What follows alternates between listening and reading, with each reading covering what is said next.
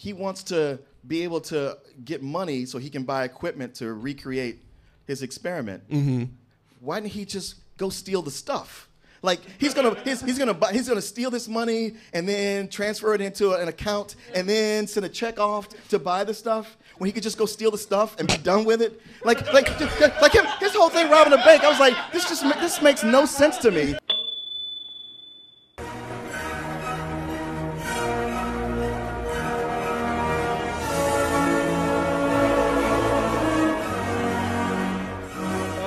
But now, like I said, it's funny because this actually ties into something I want to talk to you about, Martin. All right. And here's Eric over there grinning and cracking up because he knows what this is about. When I went down that list of movies that made the highest debuts in May, like I said, it was Avengers, Age of Ultron, Civil War, Iron Man 3, and one of your favorite superhero movies, Spider-Man 3. Sure. This is the 10th anniversary. This is the 10-year. Is that something to mark? It is. It is. I use that instead of AD or whatever it is now. So Spider-Man. For Spider-Man 3. And I watched this movie yesterday. And I went and watched your review those many years ago.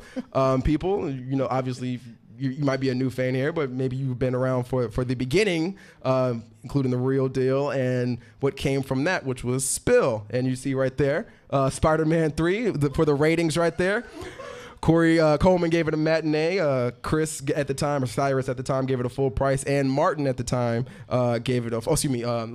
Leon gave it. I don't know what Martin thinks about Spider-Man 3. I might think differently. You might think differently, but Leon gave that movie a full price.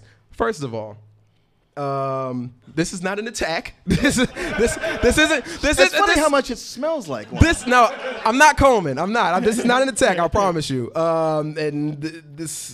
This is more of an inquiry. I want to know, why you did this. But first, before we get into this, Coleman, as much as he gives you shit about giving Spider-Man 3 a full price, he gave it a matinee. I know. There's a little bit. He gave himself an opt-out clause. He's like, oh yeah, like I could say it was good if more people like it later, and then it was no. Anyway. But you gave this movie a full price, right? My main question is why, and because keep on for me, I think it's a little bit. It's a messy movie. It has some parts that don't really make a lot of sense. And another thing too was that you said you did not like Spider-Man 2, correct? Hate it. I think it's terrible. Okay, we'll get into that. Spider-Man 2. Why were you not a massive fan of Spider-Man 2 when it came out? Which is the one that most people love? Okay, you got time? I'm buckled in, man. I ain't got nowhere to be. Let's go. Okay, so I absolutely love the first Spider-Man. I mean, that's if anything's my full price movie, it's that one. So I was really pumped up for Spider-Man 2, and I thought from the very beginning it was doing things that I wasn't crazy about, but I'm like, that's okay. It's got to start this way. From the fact that Peter Parker is known to be a scientific genius. Sure, he plays it down, but he is a smart guy. And yet he opens with a pizza delivery job. And I was like, well, that's okay. They got to start somewhere. And what he's doing is kind of goofy, swinging through the city to do this. And he knows he has to be there in 30 seconds, and he's on thin ice, but he stops to save a kid. You got to do that. And then it comes down to, in the end, it doesn't get delivered on time, because he's futzing around with a bunch of brooms in a closet, just because he has to be nice guy. I was like, wait, you can't just hand her the pizza and then go pick that back up again, just to have her shittily go like, I'm not taking it. All right, fine, whatever. Well, that's a nitpick. Sure, it started that way, but it's going to be good. It's like, Jesus Christ, Martin. It is a nitpick. You're right, but you admitted to it. Yeah. No, I told. That's not why I go like, oh, this is terrible. This is the worst movie ever because of pizza delivery and brooms. Well, but it was more that I didn't like that they were making him kind of an idiot. But I was like, that's all right. These things happen. Whatever. We'll move on to the story. But when we get into it.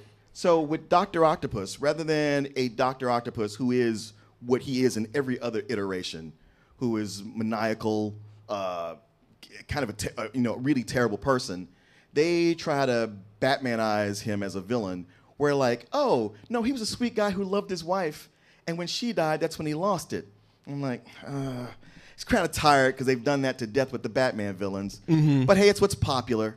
But what got me was that, okay, so in Spider-Man 1, Oscorp is taken away from the Osborns because that's what the Green Goblin wanted revenge for. Right. But now somehow Harry Osborn is put at the head of something, and I'm like, corporations don't work like that. If you've been ousted, you don't like get grandfathered in. You were a kid last movie, and now you're running it. But fine, okay.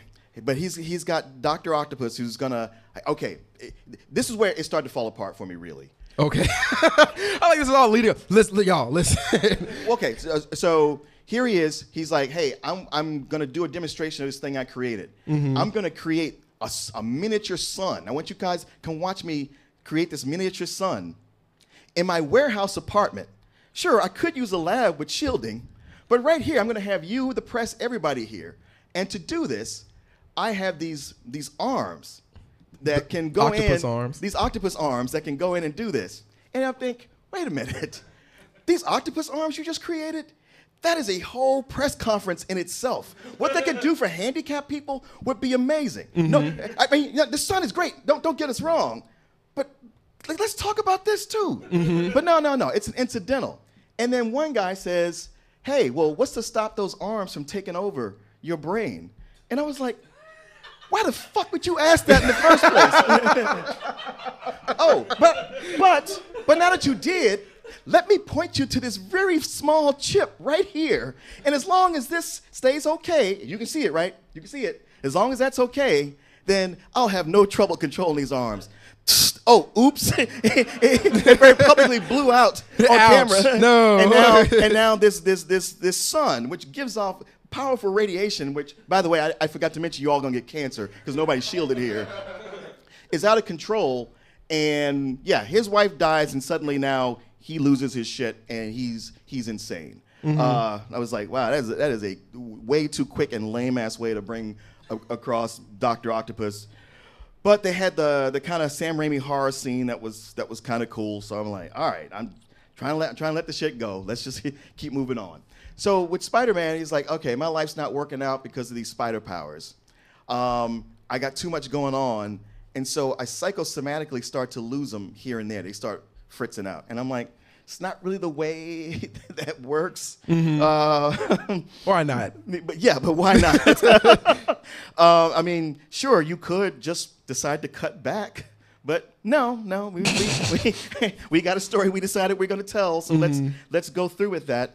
You get the things like Harry going, I'm ruined. And I'm like, man, that was so clumsy, the way they threw that in there. The way he can't get to Mary Jane's play on time. Yeah, Bruce Campbell stopped him, but you're Spider-Man and there's skylights and windows. You could solve this. But it's a lot of turning Peter Parker into a Jason Biggs or what's the boy's name? Not Ben Affleck. Ben Zoolander. Help me out. Ben Stiller? Ben Stiller, one of those characters who's just like, he's so nice that everybody just runs over him. It's like, well, I'm a nice guy, so I don't do anything.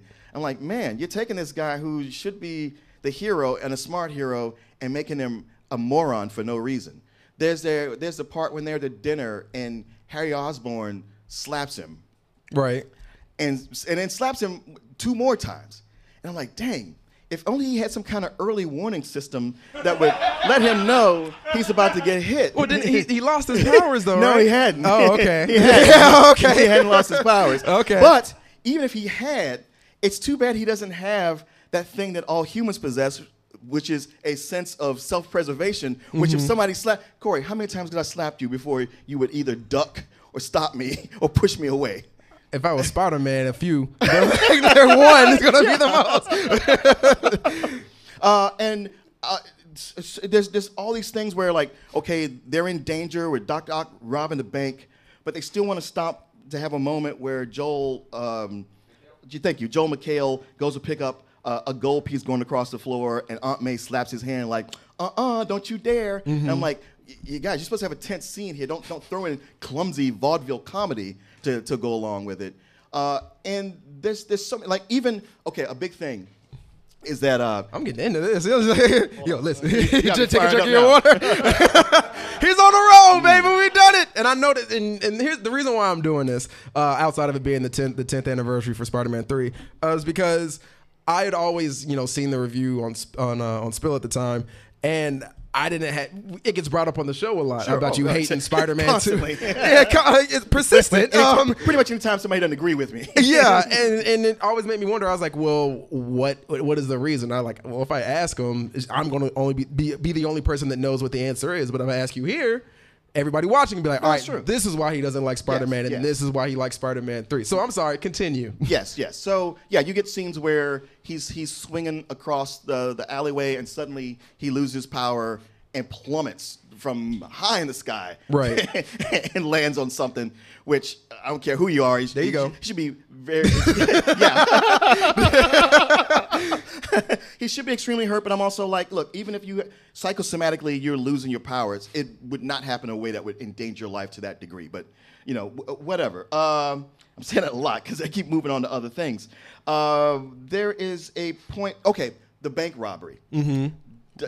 I was sitting there going, since he's not the Dr. Octopus from the comics, why is he robbing this bank? Right there. Him and Aunt May trying to get a loan and getting attacked by Doc Ock. Yes. I was like, why is he robbing the bank? It's like, well, he wants to be able to get money so he can buy equipment to recreate his experiment. Mm-hmm. Why didn't he just go steal the stuff? Like he's gonna steal this money and then transfer it into an account and then send a check off to buy the stuff when he could just go steal the stuff and be done with it. Like his whole thing robbing a bank. I was like, this makes no sense to me why he's doing this, and I want to go with this movie. And there's a point where I was just like, okay, look, just focus on the action. You like that. So there's the big subway fight. Mm-hmm. And a lot of highlight. That was the highlight for most people. Yes. Yeah. The subway fight is a highlight for most people. Mm-hmm. And for that fight to work, you have to forget that while Dr. Octopus has super strong arms, the rest of him is a human being. Mm-hmm. While we see Spider-Man just a few seconds after that stop a moving train. He's that strong. Right. So every time he punches Dr. Octopus in the face, his head should go sailing. If nothing else, even if you say like, well, he doesn't want to kill him, but he would punch him hard enough to knock him out, right?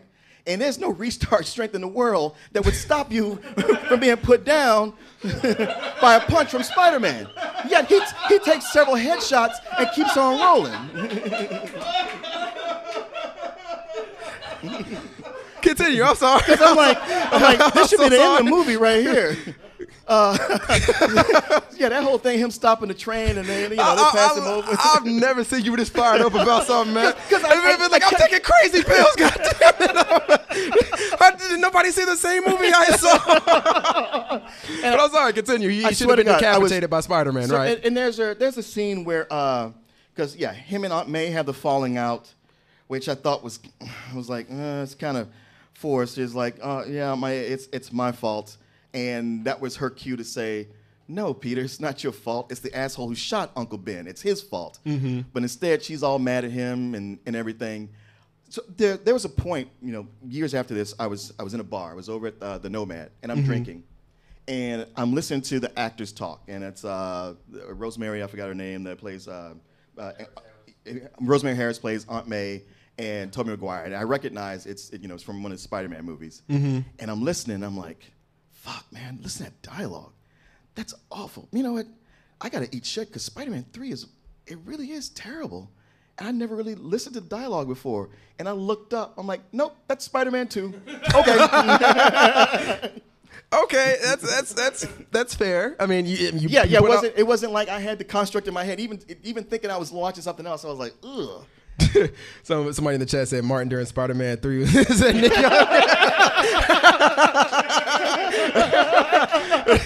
what the hell? But now we can go. Is that everything out of Spider-Man 2?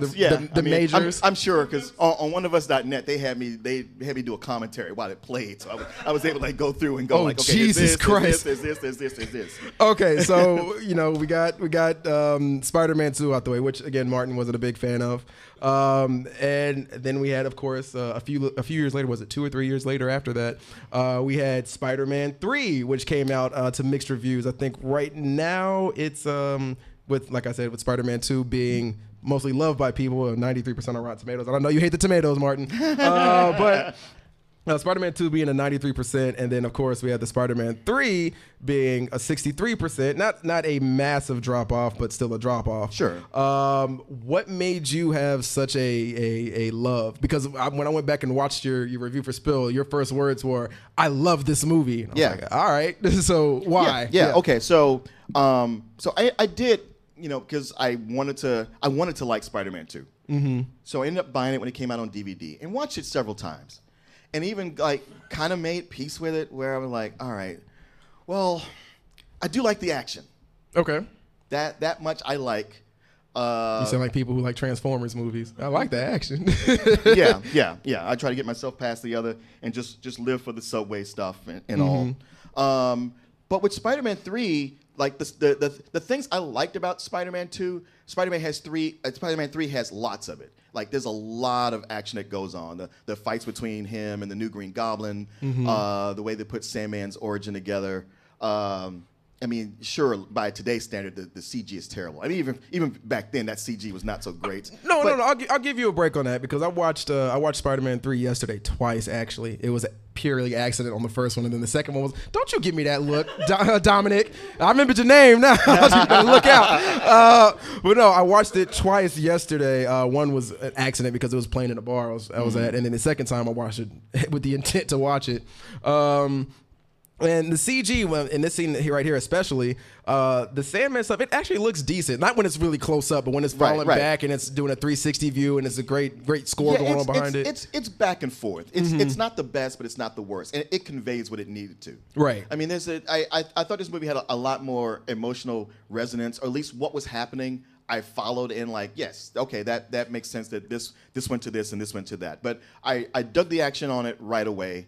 What they did with having him with the black suit, where it did the thing where it took him out at night running missions that he didn't even know about. I know a lot of people got tripped up by the part where he's all in black dancing in the street with the James Brown playing. Yeah, and, right. Looking like K.D. Lang, I got it. Right. Yeah, he's always that's Tobey Maguire. Looks like K.D. Lang. Brother can't help that. But the thing is, that is such a very obvious and dedicated parallel to what happened in Spider-Man 2, because one of my favorite moments in Spider-Man 2 is the whole raindrops keep falling on my head scene. And this was just like almost taking that and going like, all right, now I'm going to do the flip side of it. I saw it as tongue in cheek. And suddenly everybody took it like, man, you believe he did that? I'm like, wait, you don't see the humor in this? No, that was lame. I was like, it's a joke. Okay, all right, whatever. That it bothers you that much, I guess. But it was also that thing of that even at his worst, that's the most he could do was be a douchebag and hit his girlfriend once. Hey! No. I'm not saying like, hey man. I'm looking at Ashley. Ashley's like, God damn.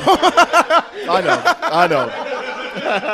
I'm so sorry. I need to stop looking over there because she is killing me today.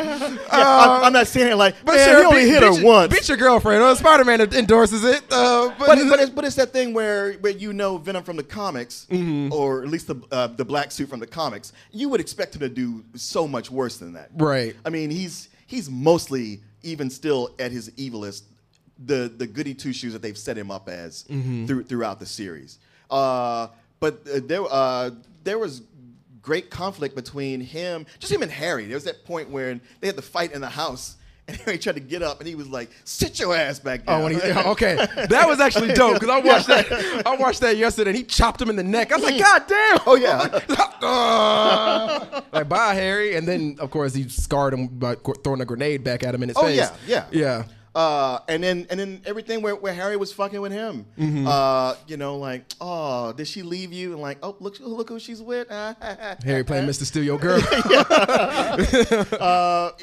And just even it culminating to a fight, the big battle at the end. But it really picked up from so much of like that got started and followed all the way through. I think that's what I liked most about it, because I just figured it'd be like another random tale in the story. But what it ended up doing was ending the 3, and that, wow, this is really one thread, mostly between these two friends who have this and have to find some way to forgive each other, even between the sins of the father, especially Norman Osborn, who had really kicked all this conflict off, and it all coming together. And yeah. Well, let me ask you this: you said you enjoy. Yes. No, sorry. Go for it.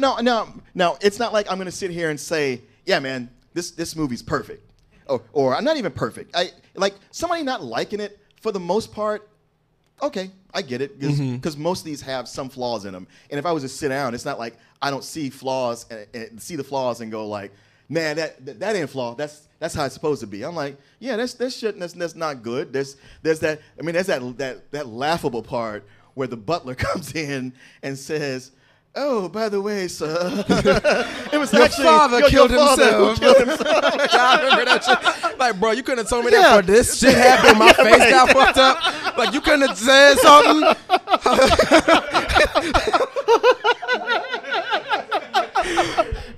That is a very funny part. A very unintentionally funny part. Unintentionally funny. Right. And while I'm not a big fan of Topher Grace, I thought him being just kind of like a weak little guy was a better foil for Peter Parker than the big muscly Eddie Brock, which I know is what people wanted to see because that's what's in the comics. Right. But it was a change that I was okay with. Because he was more Weasley. Well, let me ask you this, because, and I'm glad you brought that up. One of the big things what people said was Venom just seemed auxiliary and unnecessary to the movie.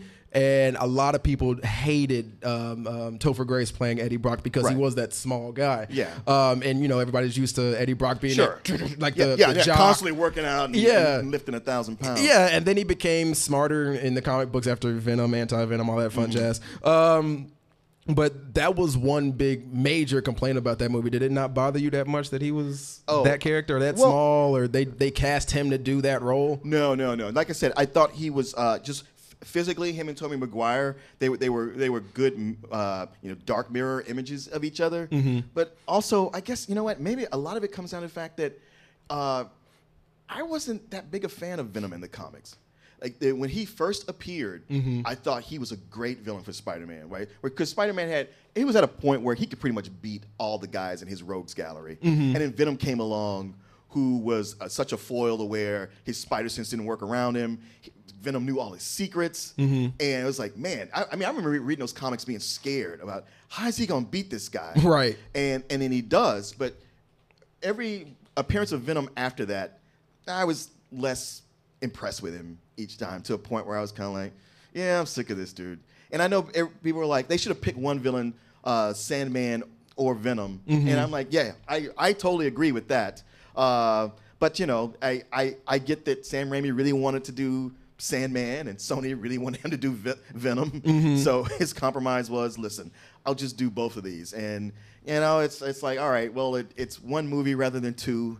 we get it over with. Yeah. I mean, if somebody says, like they love Venom and they hate how Venom was marginalized, I get that. It didn't bother me, but I see why it would other people. Okay. See, I'm fair. See, no.